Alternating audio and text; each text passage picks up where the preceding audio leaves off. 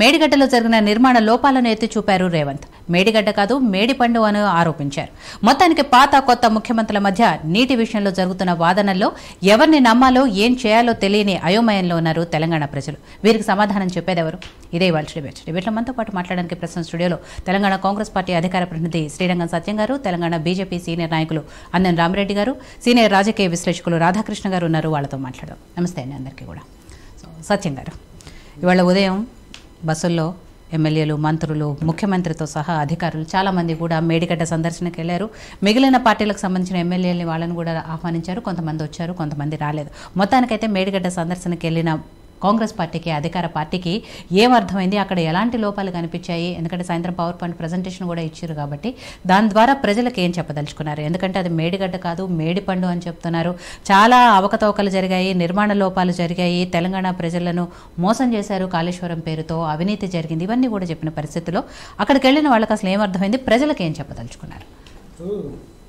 ప్రేక్షకులందరికీ నా నమస్కారం తెలియజేస్తూ, మేడం ఒకటి మనం గమనించాల్సింది ఏంటంటే 10 సంవత్సరాల నుంచి కాంగ్రెస్ పార్టీ తెలంగాణ ఇచ్చినాక, టీఆర్ఎస్ అధికారంలోకి వచ్చినాక మొట్టమొదటి నుంచి కూడా కేసీఆర్ గారు అన్ని ప్రాజెక్టులు పక్కన పెట్టి కాళేశ్వరం కాళేశ్వరం కాళేశ్వరం పట్టుకున్నాడు.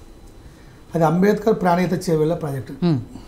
రాజశేఖర్ గారి హయాంలో 38,000 కోట్ల రూపాయలతో గ్రావిటీ ద్వారా నీళ్లు దాదాపు 16 లక్షల ఎకరాలకి నీళ్ళు వచ్చే విధంగా కాంగ్రెస్ పార్టీ రూపకల్పన చేస్తే జలయజ్ఞంలో భాగంగా దాన్ని తెలంగాణ ప్రభుత్వం, కేసీఆర్ ప్రభుత్వం వచ్చినాక దాన్ని పేరు మార్చి కాళేశ్వరం ప్రాజెక్ట్ చేశారు. కాళేశ్వరం ప్రాజెక్ట్ కట్టినాక ఆయన చెప్పేది మొదటి నుంచి అసలు ఇలాంటి అద్భుతం ప్రపంచంలో ఎక్కడ చేయాల, ఇది నా మైదిలో రూపుదిద్దుకున్న అద్భుతమైన ప్రాజెక్టు, ఇది నేనే డిజైన్ చేశా, ఇంజనీర్లు సలహా లేదు అని ఇంజనీర్ల పాత్ర ఆయన చేసి అన్ని పాత్రలు ఆయన చేశాడు. ఈరోజు 4 కోట్ల తెలంగాణ ప్రజల నమ్మకాన్ని వమ్మైపోయింది. కాంగ్రెస్ పార్టీ మొదటి నుంచి ముట్టుకుంటుంది.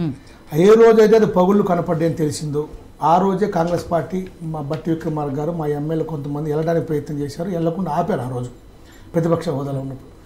ఈరోజు మా ముఖ్యమంత్రి గారు ఒకటే నిర్ణయించుకున్నారు, 98,000 కోట్ల రూపాయలు, 98 కోట్ల రూపాయలు ప్రజాధనాన్ని, 98 లక్ష కోట్లు దాదాపు 1,00,000 కోట్ల ప్రజాధనాన్ని వృధా చేసిన ఈ ప్రాజెక్టు ఈరోజు అక్కడ ప్రాజెక్టులో నీళ్ళు నిలబడే పరిస్థితి లేదు.